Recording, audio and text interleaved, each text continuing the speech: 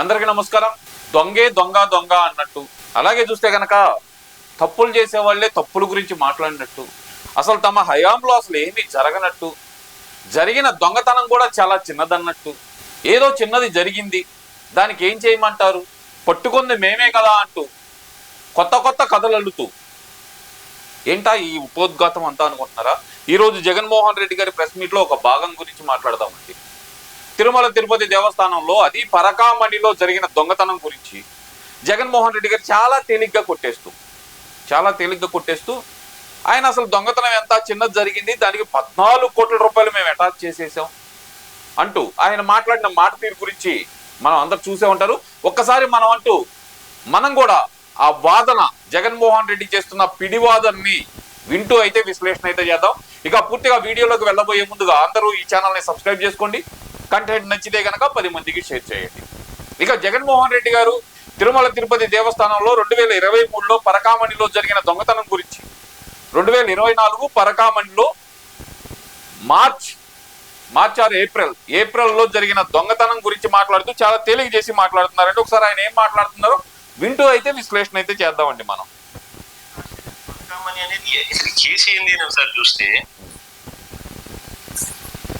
ఆ రోజు హుండీ డబ్బులు లెక్కిస్తూ ఆ రోజు హుండీ డబ్బులు లెక్కిస్తూ చిన్న చోరీ 9 నోట్లు $9 worth 72,000 Indian currency.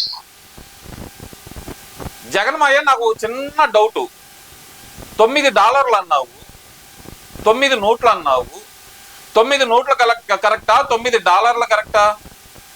Mister Jaganmohan Reddy, $9 72,000 ఎలాగ మారినాయి? ఏ లెక్కన అయ్యినాయి? ఒక్కొక్క డాలర్ వాల్యూ $10, ఆ సంగతి చెప్పలేదు ఎందుకని? మరి 9 నోట్లే అన్నావు, 9 నోట్లే అనుకున్నాం కాసేపు, $9 అని కూడా నువ్వు అన్నావు. జగన్మోహన్ రెడ్డి, $9 అనేది నా 72,000గా ఎలా మారింది? ఇది నా ఫస్ట్ అండ్ స్ట్రైట్ క్వశ్చన్ నీకు. $9 72,000గా ఎలా రూపాంతరం చెందాయి? దీనికి సమాధానం నువ్వేమన్నా చెప్పగలవా?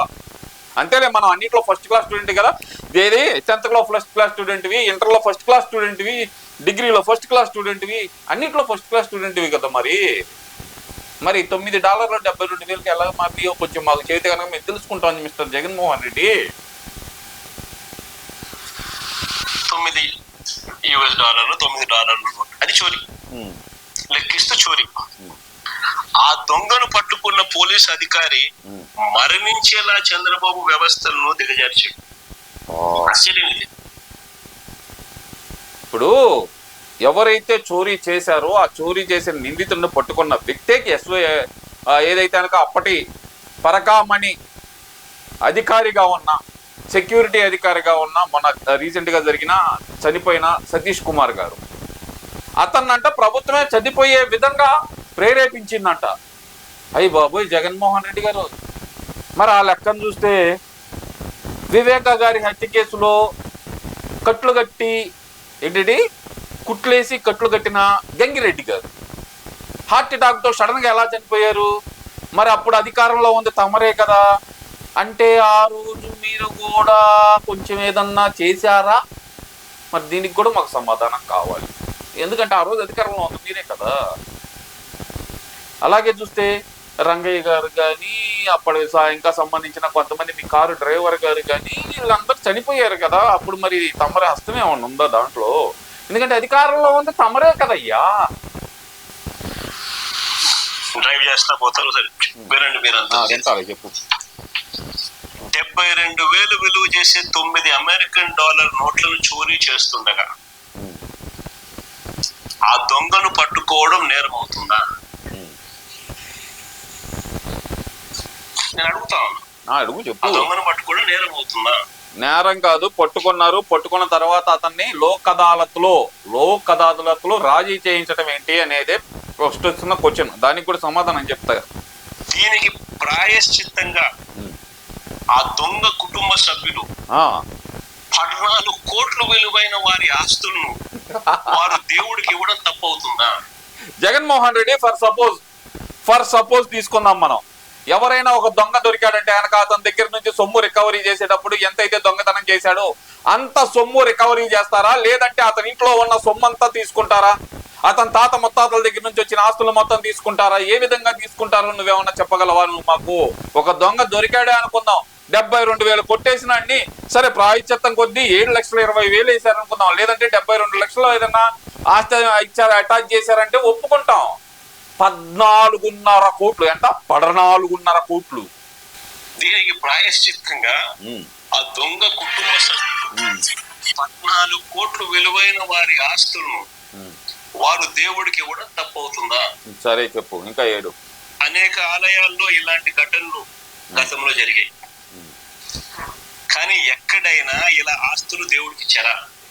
ఎక్కడైనా సరే ఆ నిందితులు అనేవాళ్ళు, జగన్మోహన్ రెడ్డి ఎక్కడైనా సరే ఆ నిందితులు అనేవాళ్ళు జైల్లో ఉన్నారా లేదా? జరిగినాయి అంటున్నావు, ఎక్కడ జరిగినాయో చెప్పవు, ఎక్కడ జరిగాయో చెప్పలేవు నువ్వు, ఎందుకంటే ఎక్కడ జరగవు కాబట్టి.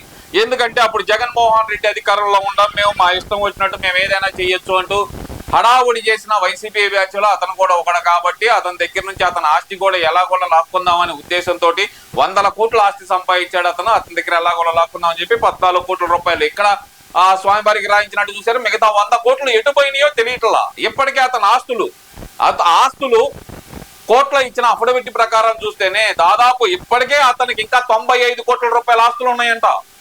ఎంత? 95 కోట్ల రూపాయల ఆస్తులు ఉన్నాయి. ఏం చెప్తున్నావు జగన్మోహన్ రెడ్డి? ఈ దొంగ దొరికినప్పుడు కేసు నమోదైంది, తిరుపతి కోర్టులో ఛార్జ్ షీట్ వేసినారు, మెగా లోక్ అదాలత్ కోర్టులో కేసును పరిష్కరించారు. ఎలా అది? ఒక దొంగతనం కేసు, ఒక క్రిమినల్ కేసు అలా లోక్ అదాలత్లో, మెగా లోక్ అదాలత్లో ఎలా రాజీ అయితే అదే కదా అసలు వచ్చినంత అక్కడ. సరే ఇవన్నీ కాదండి, మా జగన్మోహన్ రెడ్డి పాపం చనిపోయిన గురించి మాట్లాడుతున్నారు, విందామండి. దొరికిన దొంగ 30 ఏళ్ల నుంచి జేర్స్వామి మఠంలో క్లర్క్ గా పనిచేస్తా ఉన్నాడు. పరకామని లెక్కింపులు లెక్కించే ప్రక్రియను ఇంకా అత్యాధునిక కెమెరాలతో ఏదో ఎడుతున్నాడు ఫిబ్రవరి 5th ఇదే పని చేస్తా ఉన్నాడు అని చెప్పి అంతే. పైగా నాకు ఆశ్చర్యం కలుగుతుంది నిజంగా ఈ మాటలు ఏంటి. పైగా నేను ఒకటి ఇది ప్లే చేస్తా. వర్ల రామయ్య అని దాడి చేస్తా ఉన్నాను. తిరుపతి సలహాలు తీసుకున్నది ఇంప్లిమెంట్ చేసినారేమో. ఎలా చేయాలి, ఏం చేయాలి అని చెప్పి సహజంగా అడుగుతా ఉంటారు. Judicial process with judicial committee అడుగుతా ఉంటారు, సలహాలు తీసుకుంటా ఉంటారు, చేస్తా ఉంటారు. ఏ తప్పు జరగలేదు కాబట్టి, ఏ తప్పు చేయలేదు కాబట్టి సలహాలు తీసుకున్నది ఇంప్లిమెంట్ చేసినారేమో. ఎలా, ఎక్కడ ఇంప్లిమెంట్ చేశారు? ఎక్కడ అసలు దీనికి ఏదైతే తమిళనాడులోని ఆస్తుల్ని రాయించుకున్నప్పుడు తమిళనాడులో కట్టిన 50 లక్షలు ఎక్కడి నుంచి వచ్చినాయి? దీనికి సమాధానం ఏమన్నా చెబుతావా? తమిళనాడులో ఆస్తులు రాయించుకునేటప్పుడు అక్కడ రిజిస్ట్రేషన్ ఫీజు కింద కట్టిన 50 లక్షలు ఎవరిచ్చారు? దాని గురించి ఏమైనా బయటకు వచ్చిందా? బయటికి రాలేదు. సరే ఇదంతా ఒక ఎత్తు అనుకుందాం. అసలుకి రాజీ చేసుకునే రైట్ అనేది ఎవరైతే ఉన్నారో అది టేబుల్ ఎజెండాగా ఎలా పెట్టగలిగారు? అతను ఆస్తులు రాయించుకోవడం ఎలా పెట్టగలిగారు? SHO సతీష్ కుమార్ గారిని, SBHO అప్పుడు సతీష్ కుమార్ గారిని ఒత్తిడి చేసి ఆయన్ని ఒత్తిడి చేసి రాజీ చేయించుకునే విధంగా ఎవరు ప్రయత్నించారో అనేదే బయటికి రావాలని చూస్తున్నావు ఇప్పుడు ఎవరైనా సరే. కానీ జగన్మోహన్ రెడ్డి ఇందాక నువ్వు ఒక మాట అన్నావు, ఒక మాట పొరపాటున నోరు జారి అన్నావో లేదంటే దాంట్లో నిజాలు బయట ఉన్నాయి అన్నావో, ఒత్తిడి చేసి చంపేశారు అంటున్నావు నువ్వు సతీష్ కుమార్ గారిని. నీ నోట్లోంచి ఫ్లోలో వచ్చేసింది. నిజమే, ఒత్తిడి చేశారు.